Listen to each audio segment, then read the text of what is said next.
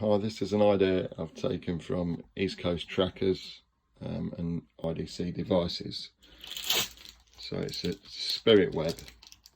So the principle is you've got a string of LEDs, and then you'll see when you move them with tape you get static.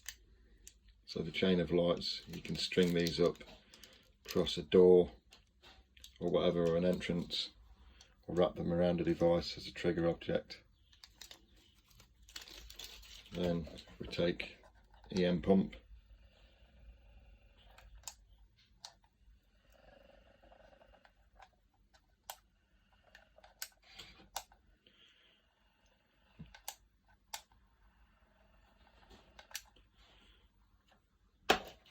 you'll see that the EMF deflects, and then finally